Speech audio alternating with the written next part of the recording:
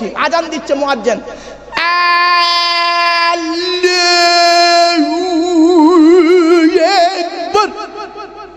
বেয়াদব কথা করে অসুবিধা হচ্ছে। একামত দিচ্ছে, একামত দিচ্ছে, বুড়ো একামত দিচ্ছে, হিজ্জা আলাস সালাহ, হিজ্জা আলাস সালাহ, হিজ্জা আলাল ফালাহ, হিজ্জা আলাল ফালাহ, কা মাতি সালাহ, কা মাতি সালাহ। বেয়াদব কথা করে বেরো এখান থেকে। রাগ করো না বাবা, বাস্তবটাই বললাম। বাবা মুয়াজ্জিন গুলো হাতে ধরে বলে যাচ্ছি, বাবা ইমাম সাহেবের কাছে বসে আজানটা শুদ্ধ করে নেবেন। তাহলে ইমাম হলো, মুয়াজ্জিন হলো, মুসল্লি হলো, এবার মসজিদ কমিটি বলবো না? বলবো? হ্যাঁ, এই দেখেন এই কোরআনে আছে, এই কোরআনে আছে মসজিদ কমিটি কে হবে। এই যাকে তাকে মসজিদ কমিটি করবেন না, এই কোরআনে আছে। আল্লাহ বলেছেন মসজিদ কমিটি কারা হবে, যাদের মধ্যে 5টা গুণ থাকবে তারাই মসজিদ কমিটি হবে। ছোট্ট একটা উদাহরণ দিচ্ছি, রাগ করবেন না কেউ। আচ্ছা বাবা, আপনাদের গ্রামে জুম্মা মসজিদ আছে? জুম্মার দিনে আপনাদের গ্রামের একজন মুসলিম 25 বছরের যুবক ছেলে, ভালো করে ভাষাটা ফলো করুন, সাদা পায়জামা পাঞ্জাবি পরে, সাদা টুপি মাথায় দিয়ে ছেলেটি জুম্মার নামাজ পড়তে উঠেছে মসজিদে। খুতবার সময় প্রচুর পরিমাণ বাংলা মদ খেয়ে, কি মাল? বাংলা, ইংলিশ মাল নয়, যার প্যাকেটের দাম 30 টাকা। এখন বাংলার প্যাকেট দাম কত জানেন? 30 টাকা। আমি খাইনি বাবা, বাস্তব বলছি, তবে ইংলিশ মাল খেলে নাকি বডি বাড়ে।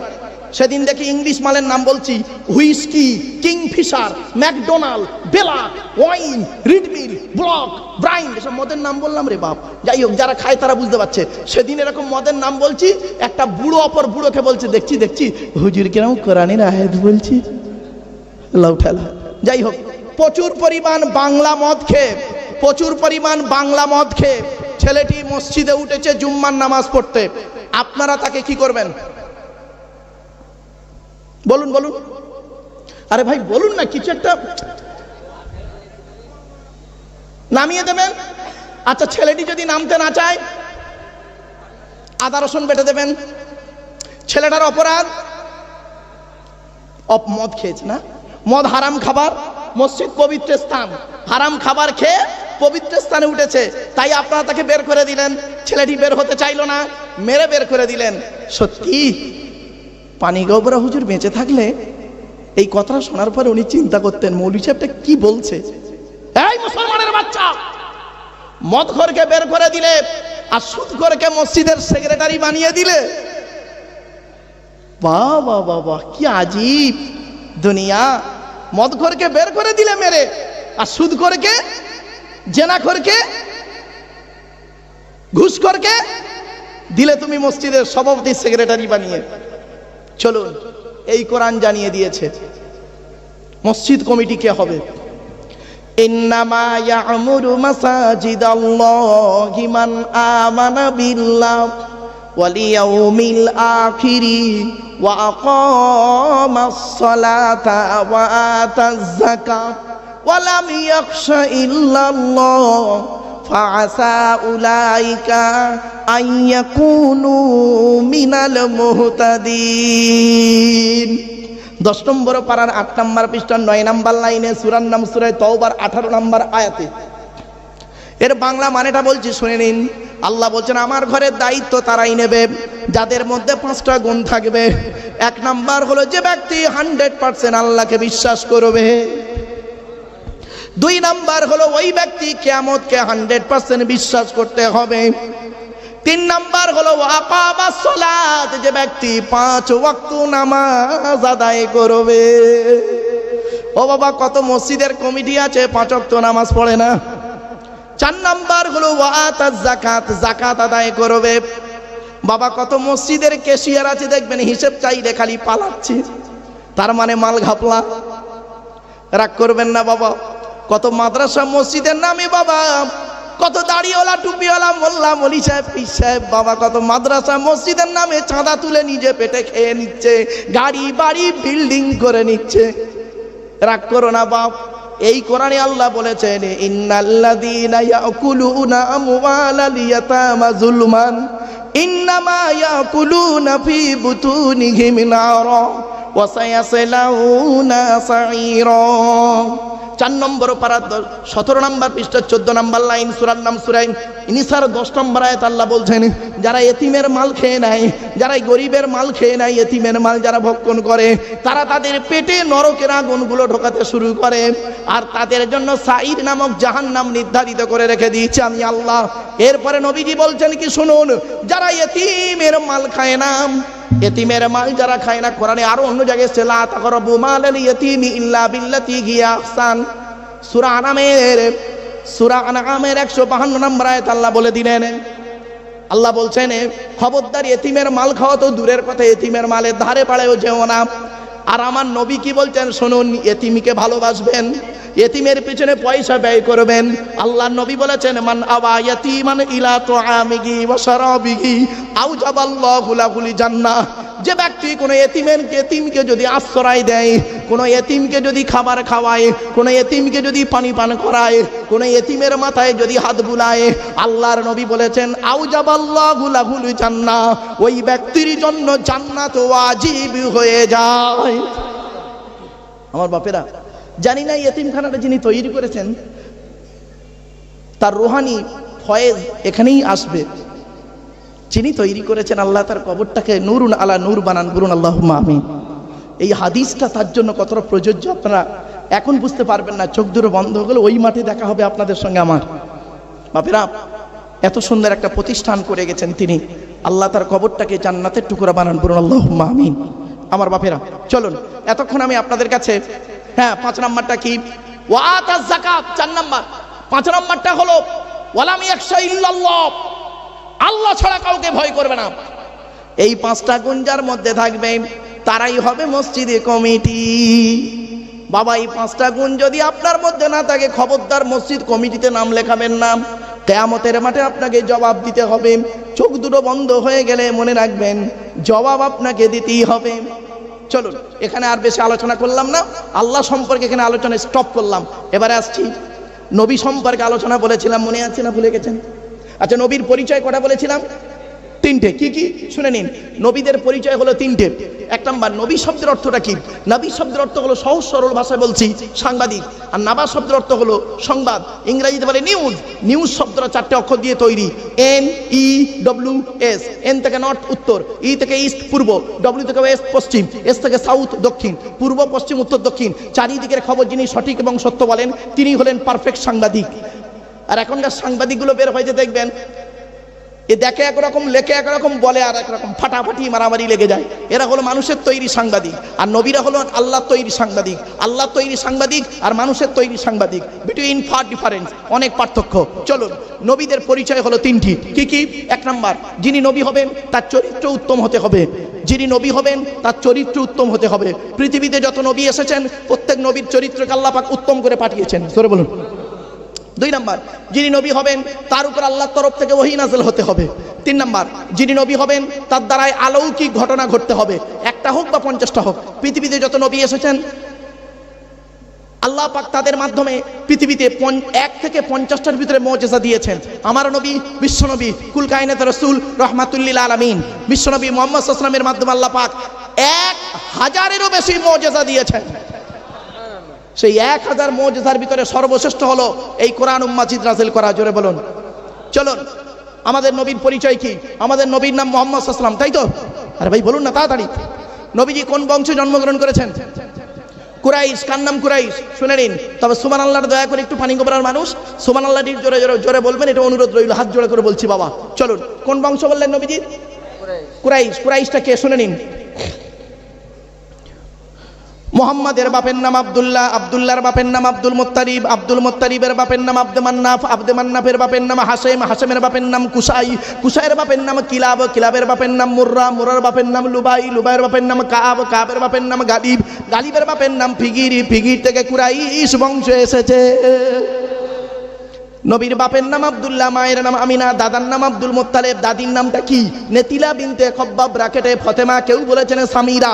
নবীর নানার নাম হলো আব্দুল ওয়াহাব জুহরি, নবীর নানির নাম হলো বারিরা বা বাররা, নবীর দুধমার নাম হলো হালিমা, নবীর দুধ বাপের নাম হলো হারেস, নবীর দুধ ভাইয়ের নাম আব্দুল্লাহ, নবীর বাপের নাম আব্দুল্লাহ, নবীর দুধ ভাইয়ের নাম আব্দুল্লাহ, দুটো এক করে ফেলবেন না।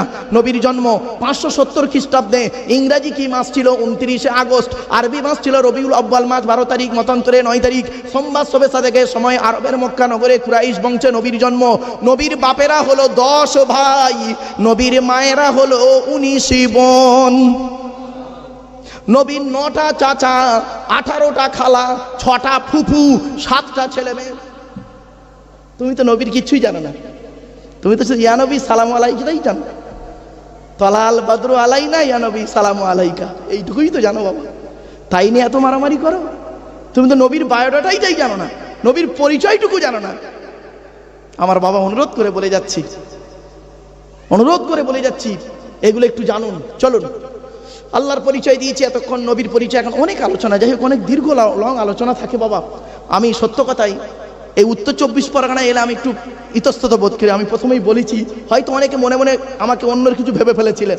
না বাবা, এখানে এলে প্রবলেমটা কি হয় জানেন? এদের ঘড়ি ধরে ওয়াজ করতে হয়, আর ঘড়ি ধরে উঠতে হয়, ঘড়ি ধরে নামতে হয়, খুব প্রবলেম হয়, যেটা আমি আমার জীবনে কোনোদিন করিনি আর জীবনে কোনোদিন পারিওনি। আমার আম্মাজান আমি হিপস করে মায়ের কাছে দৌড় দিয়েছিলাম। তো আমার আম্মাজান আল্লাহর নবী আবু বকর, ওমর, উসমান, আয়েশা, খাদিজা, মা ফাতেমা সকলের সঙ্গে আল্লাহ দিদার করিয়েছেন, ইন্তেকাল হয়ে গেছেন। তো আমার আম্মাজান একটা কথা বলেছিলেন, আব্বা তুমি আমার একটি মাত্র সন্তান, তুমি বক্তব্য যখন রাখবে পৃথিবীর জমিনে, যেখানেই ওয়াজ করতে যাবে, দুটো জিনিস করবে না, দুটো জিনিস যেন তোমার মধ্যে থাকে। কি কি? 1 নাম্বার, বেওয়াজুতে ওয়াজ করতে পারবে না। তো বাবাই আল্লাহর কোরআন সামনে আমি এই 30 বছর প্লাস চলছে, 1994 সাল থেকে আর আজকে 2025-এর কতারি, এই 30 বছর জলসা জীবন আমি কোনোদিন বাবা বেওয়াজুতে ওয়াজ করিনি। আর আল্লাহ না করায় মরণ পর্যন্ত, এটা অহংকার নয়, আল্লাহ শকর করে বলছি।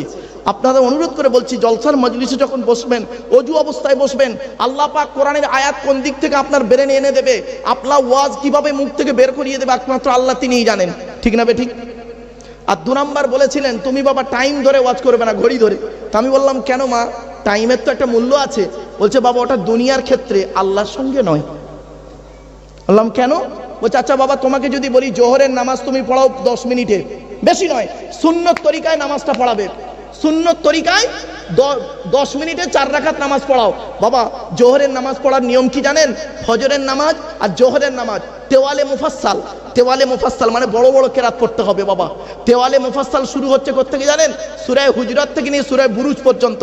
বলছেন তুমি জোহরের 4 রাকাত নামাজে প্রথম রাকাতে সূরা রহমান পড়ো, আর দ্বিতীয় রাকাতে সূরা ওয়াকিয়া পড়ো, অথবা প্রথম রাকাতে তুমি সূরা হাদীদ পড়ো, আর দ্বিতীয় রাকাতে তুমি সূরা মুজাদালাটা পড়ো। দেখি আমি শুনবো, দেখি তোমার 4 রাকাত নামাজ 10 মিনিটে হয় কি করে। জীবনে পারবেন না, কোনো আলেম থাকলে বুঝতে পারছেন। অতএব আল্লাহর ক্ষেত্রে তুমি এই কাজটা করতে যাও না। তো বাবা সত্য কথাই, আমাকে 2 ঘন্টা বললে হয়, 2.5 ঘন্টা হবে না, একটু আগে হয়ে যাবে। ও কাটাই 2 ঘন্টা আমার দ্বারা হয় না বাপ। তো যাই হোক, আপনাদেরকে অনেক মূল্যবান সময় নষ্ট করে ফেলেছি বাপ, আর কয়েক মিনিট সময় দেন। হ্যাঁ, আমার এক জায়গায় সবরেসানির কথা আছে, সেখানে দোয়া করতে হবে। তারা খালি বলেছে যে হুজুর দোয়া করবেন, ওর যথেষ্ট। চলেন বাবা এই কথাগুলো একটু শুনে নিন। নবীর বাপেরা হলো 10 ভাই, আর মায়েরা হলো 19 বোন। নবীর 9টা চাচা, 18টা খালা, 6টা ফুফু, 7টা ছেলে মেয়ে। শুনে নিন, নবীর 9টা চাচার নাম কি? বড় চাচার নাম হারেস। কি বললাম বাবা? হারেস, জুবায়ের, মুকাইয়িম, ফাইদাক, জাইদাক, আবু লাহাব, হামজা, আব্বাস, আবু তালেব। নবীর বাপ হলো আব্দুল্লাহ। বাবা এই 10টা নাম বললাম, সুবহানাল্লাহর জোরেও বেরো না, আশ্চর্য আজীব লাগে। ওই বলেছি ওই ওয়াজটা করলেই সুবহানাল্লাহ জোরে বলবে। দিল্লানের মা দিল 6টা আন্ডা, আল্লাহ তার কবরে করো জান ঠান্ডা। এরা বলে সুবহানাল্লাহ, এই দে বলে সুবহানাল্লাহ। বাবা চলেন, নবীর ছেলে মেয়ে হলো 7টা। কি? 3টে পুত্র সন্তান, 4টে কন্যা সন্তান। 3টে পুত্র সন্তানের নাম কি? বড় ছেলেটার নাম হলো কাসেম, তাহের বা তৈয়েব। ছোট ছেলেটার নাম হলো ইব্রাহিম, যারা মারিয়া কিপ্তিয়ার গর্ভে এসেছিলেন। চলুন, 4টে কন্যা সন্তানের নাম কি? বড় মেয়েটার নাম জাইনাব, রুকাইয়া, উম্মে কুলসুম, ছোট মেয়েটার নাম ফাতেমা। ফাতেমার সঙ্গে নবীজি আলীর বিবাহ দিয়েছিলেন।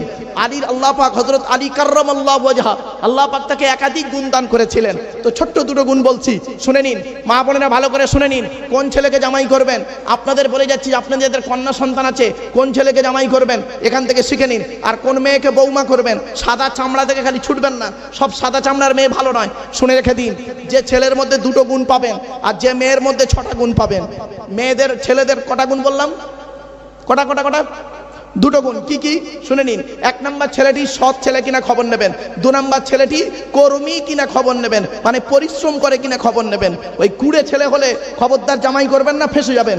চলুন, কোন মেয়েকে বৌমা করবেন, যে মেয়ের মধ্যে 6টা গুণ পাবেন। কটা? 6টা গুণ। কোথায় আছে? এই কোরআনে আছে।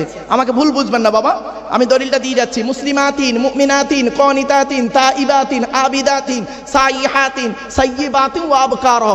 পবিত্র কোরআন 28 নম্বর পারার 19 নম্বর পৃষ্ঠা, 28 নম্বর পারার 19 নম্বর পৃষ্ঠার 11 নম্বর লাইন, সূরার নাম সূরা তাহরিমের 5 নম্বর আয়াত। আল্লাহ বলছেন 1 নম্বর মেয়েটি মুসলমান কিনা খবর নেবে, 2 নম্বর মুমিনাতিন, মেয়েটা বিশ্বাসী মেয়ে কিনা খবর নেবেন, 3 নম্বর কানিতাতিন, আনুগত্যশীল মেয়ে কিনা খবর নেবেন।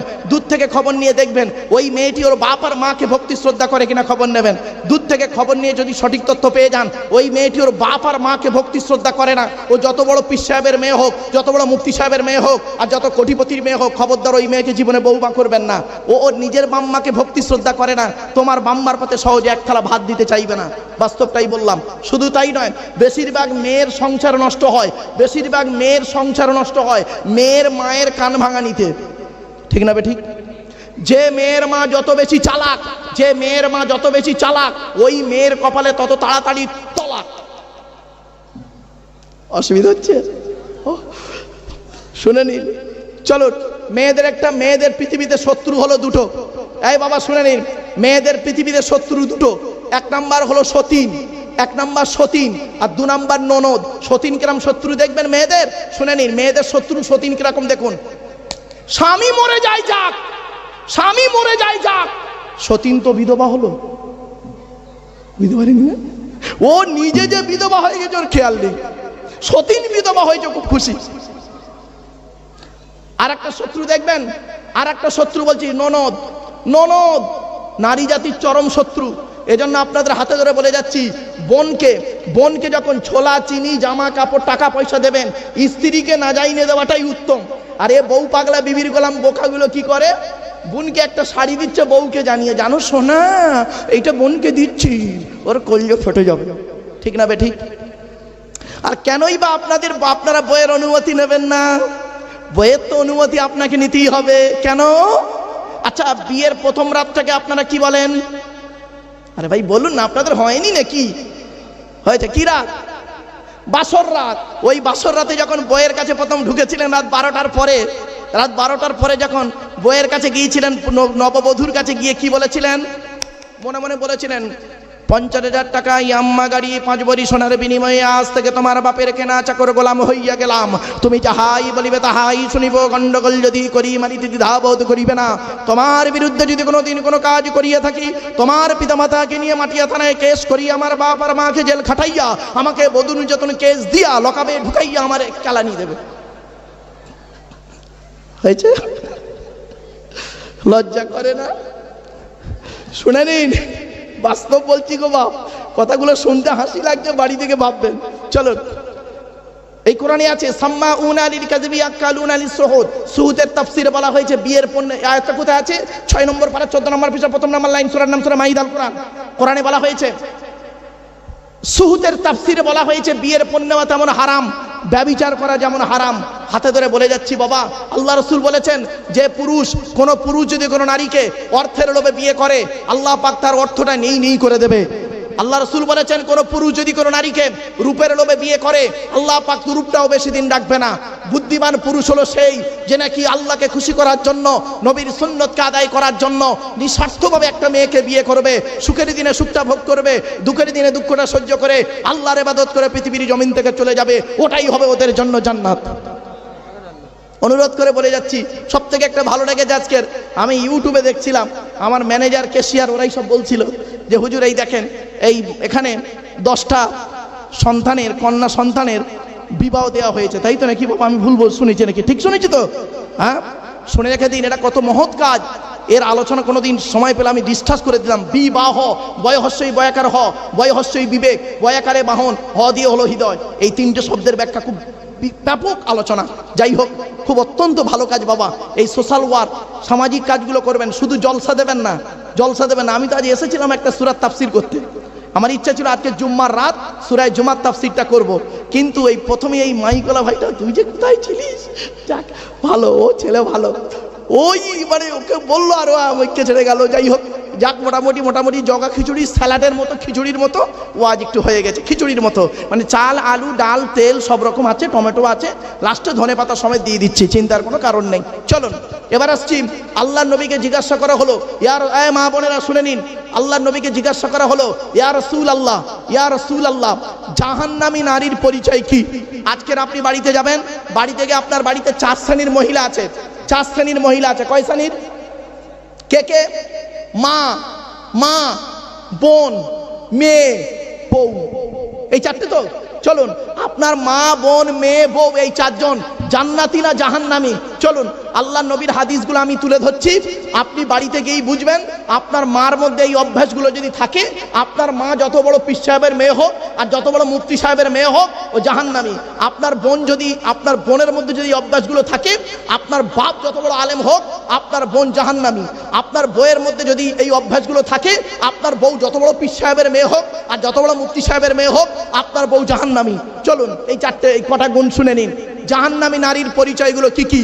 1 নাম্বার, নবীজি বললেন ওই নারীরা জাহান্নামী, ওই নারীরা জাহান্নামী, ও নামাজ পড়লেও জাহান্নামী, রোজা রাখলেও জাহান্নামী, ওই নারী জাহান্নামী যে নারী তার স্বামীর সঙ্গে যখন কথা বলে মেজাজ দিয়ে কথা বলে। অনেক মেয়ে ছেলে আছে দেখবেন, বাইরের লোকের সঙ্গে কথা বলবে মিষ্টি মিষ্টি ভাষায়, আর স্বামীর সঙ্গে যখন কথা বলে মেজাজ দিয়ে কথা বলে। ও নারী যত নামাজ পড়ুক, যত পর্দা করুক, আর যত রোজা রাখুক, আর যত বোরকা পড়ুক, ও নারী জাহান্নামী, জাহান্নামী, জাহান্নামী। ওর স্বামীর সঙ্গে ভালোভাবে কথা বলে না। অনেক মেয়ে ছেলে আছে দেখবেন, গায়ের চামড়াটা সাদা, স্বামীর গায়ের চামড়া কালো, ওর গায়ের চামড়া সাদা। স্বামী হলো গরিবের ছেলে, ও বড়লোক ঘরের মেয়ে। আবার স্বামী হলো লেখাপড়ায় কম, ও লেখাপড়ায় ভালো, অহংকারে ফেটে পড়ছে। নারী শুনে রেখে দাও, তোমার মতো নারী হলো জাহান্নামী। যদি তোমার ব্যবহারে তোমার স্বামী যদি নারাজ থাকে, তুমি তোমার স্বামীর সঙ্গে যখন কথা বলবে মেজাজ দিয়ে যদি কথা বলেছ, তোমার মতো নারী জাহান্নামী, জাহান্নামী, জাহান্নামী। আমি বলিনি, নবীজি বলেছেন। আমি হলাম একটা ট্রান্সলেটরের কাজ করছি, অনুবাদকের কাজ করছি এখন।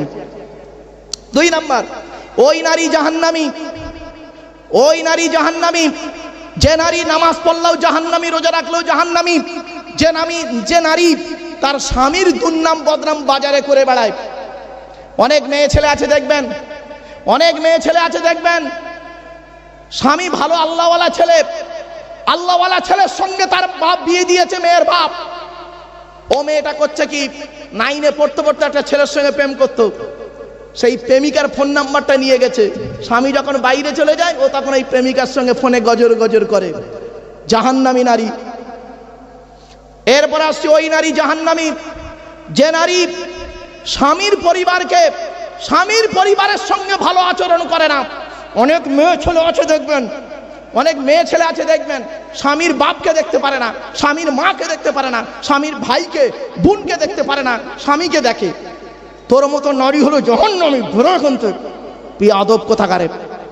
তোর নামাজ, রোজা, বোরকা, তোর ইবাদত কবুল হবে না। বাস্তবটাই বললাম বাবা, খারাপ ভাববেন না।